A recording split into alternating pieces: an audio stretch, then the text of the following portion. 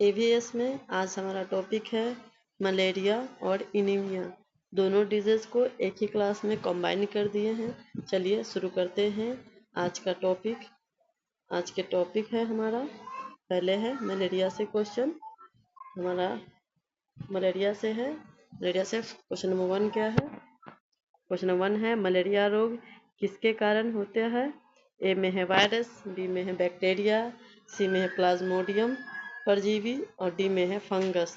तो question number 1 में क्या है? 1 में है मलेरिया रोग किसके कारण होता है? तो वो होता है प्लाज्मोडियम परजीवी के कारण। तो क्वेश्चन नंबर 1 का आंसर क्या होगा? आंसर होगा सी। क्या होगा? प्लाज्मोडियम। इसके कारण प्लाज्मोडियम। चलिए अब हम चलते हैं क्वेश्चन नंबर 2 की तरफ। 2 में क्या है?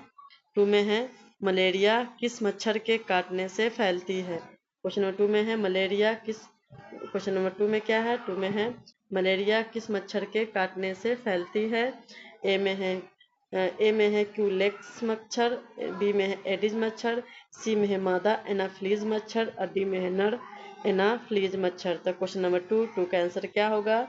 मलेरिया किस मच्छर के काटने से फैलता है? तो मलेरिया मादा एनाफ्लीज मच्छर के काटने से फैलता है। तो क्वेश्चन नंबर 2 का आंसर हो जाएगा सी। क्या हो जाएगा? सी।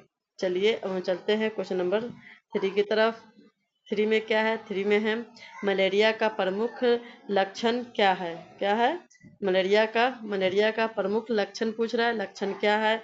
ए में है तेज बुखार व ठंड लगना, बी में है कान दर्द, सी में है आंखों में जलन और डी में है पेट दर्द। तो क्वेश्चन नंबर 3 का आंसर हो जाएगा क्या होगा? ए होगा तेज बुखार व ठंड लगना मलेरिया का प्रमुख लक्षण होता है।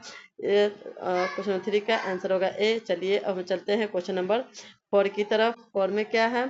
4 में है मलेरिया का परजीवी मानव शरीर के किस अंग को सबसे पहले प्रभावित करता है? क्वेश्चन नंबर क्या है? 4 में है मलेरिया का परजीवी मानव शरीर के किस अंग को सबसे पहले प्रभावित करता है? ए में है फेफड़ा, बी में है यकृत लीवर, सी में है गुर्दे और डी में है हृदय। तो क्वेश्चन नंबर 4 का आंसर क्या होगा? मलेरिया परजीवी मानव शरीर के इस अंग को प्रभावित करता है तो वो करता है यकृत को, मतलब लीवर को। तो क्वेश्चन नंबर 4 का आंसर हो जाएगा बी। क्या होगा आंसर? आंसर हो जाएगा बी। चलिए अब हम चलते हैं क्वेश्चन नंबर 5 की तरफ। 5 में है मलेरिया की औषधि कुनैन किस वृक्ष की छाल से प्राप्त होता है? क्वेश्चन नंबर 5 में क्या है? 5 में है मलेरिया की औषधि कुनैन किस वृक्ष की छाल से प्राप्त होता है? ए में है नीम, बी में है सिनकोना, सी में है बरगद, डी में है डी में है डी में यूकेलिप्टस। तो क्वेश्चन नंबर 5 का आंसर क्या होगा? किस वृक्ष की छाल है? तो वह सिनकोना वृक्ष की छाल कुनैन से।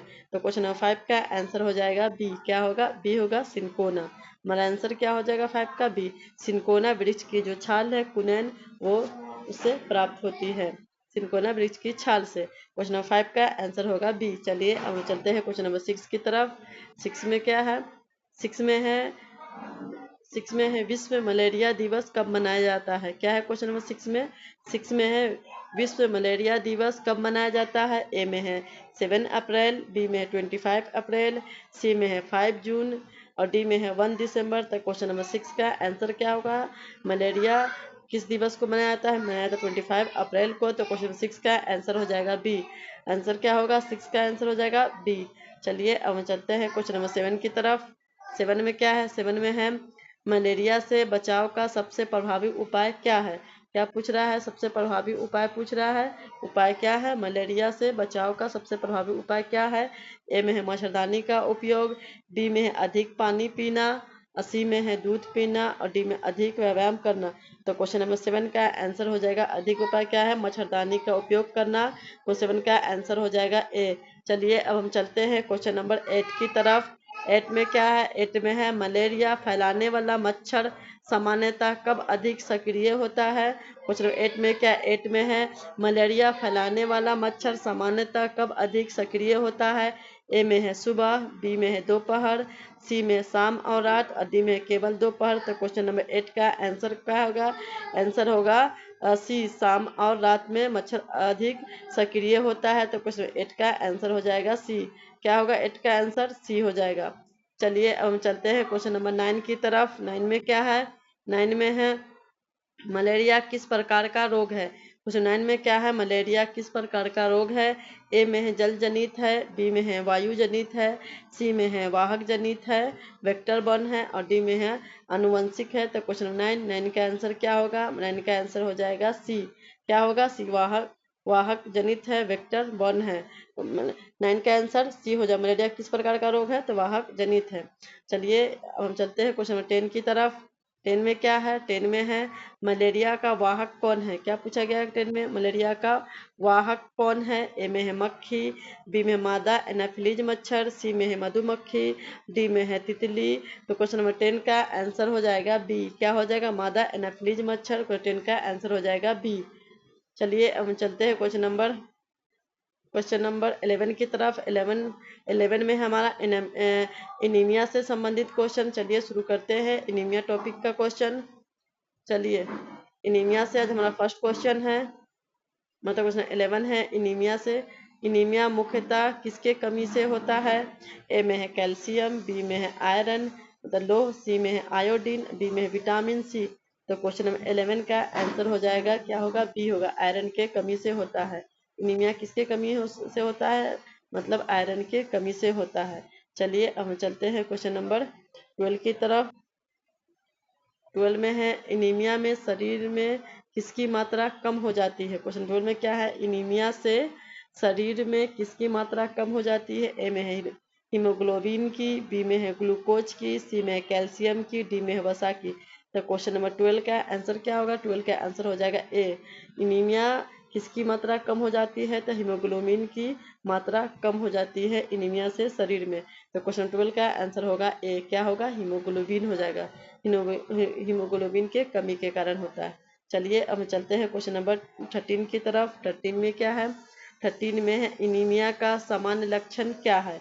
क्वेश्चन नंबर 13 में क्या है? एनीमिया का सामान्य लक्षण क्या है? ए में है थकान और कमजोरी, बी में है आंखों में दर्द, सी में है कान में दर्द, डी में है दांत में दर्द।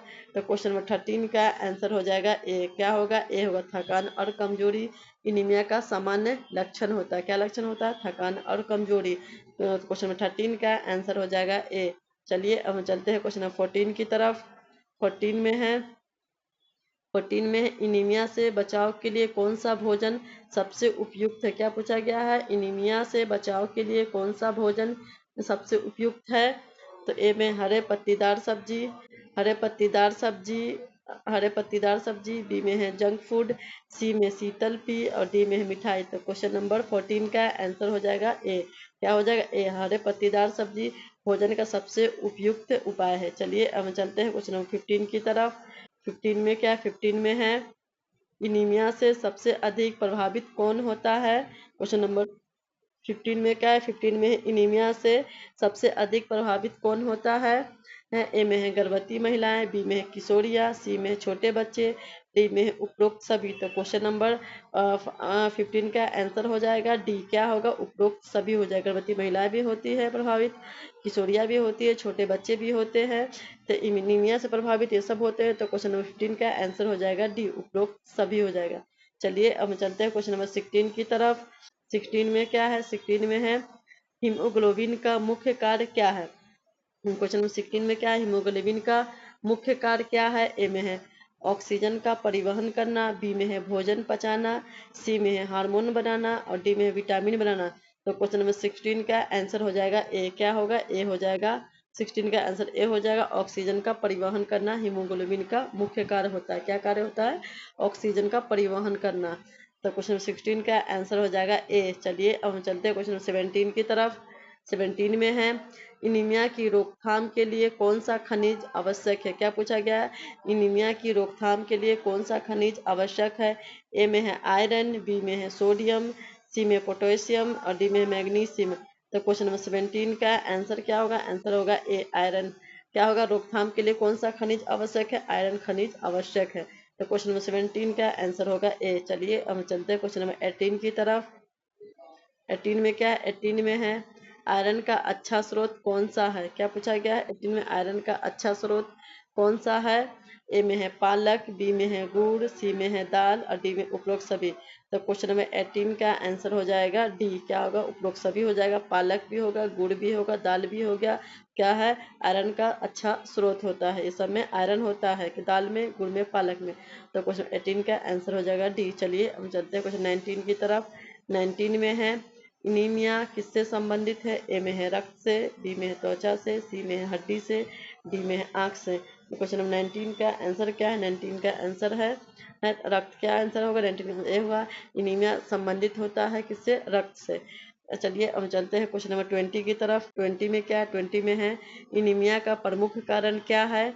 ए में हीमोग्लोबिन की कमी, बी में है कैल्शियम की कमी, सी में है विटामिन की कमी, डी में पानी की कमी। क्वेश्चन 20 में क्या? 20 एनीमिया का प्रमुख कारण क्या है? ए में है हीमोग्लोबिन की कमी, बी में है कैल्शियम की कमी। तो एनीमिया का प्रमुख कारण है हीमोग्लोबिन की कमी। तो क्वेश्चन नंबर 20 का आंसर क्या होगा? 20 का आंसर हो जाएगा ए। क्या हो जाएगा? ए, हीमोग्लोबिन की कमी। 20 का आंसर होगा ए, हीमोग्लोबिन की कमी। क्या होगा? हीमोग्लोबिन की कमी। क्वेश्चन नंबर 20 का आंसर हो जाएगा ए। क्या होगा? ए होगा हीमोग्लोबिन की कमी। 20 का आंसर होगा ए, हीमोग्लोबिन की कमी और एनीमिया का प्रमुख कारण होता है। इस तरह हम लोगों ने 20 क्वेश्चन को सॉल्व किया है। आप लोग नीचे इसका आंसर देख सकते हैं। आंसर देख के आप मिला लीजिए कि आपका 20 में से कितना सही हुआ है। अगर आप लोगों ने हमारे चैनल को सब्सक्राइब नहीं किया तो चैनल को सब्सक्राइब कर लीजिए, वीडियो को लाइक कीजिए। फिर हम मिलते हैं नेक्स्ट क्लास में नेक्स्ट टॉपिक के साथ।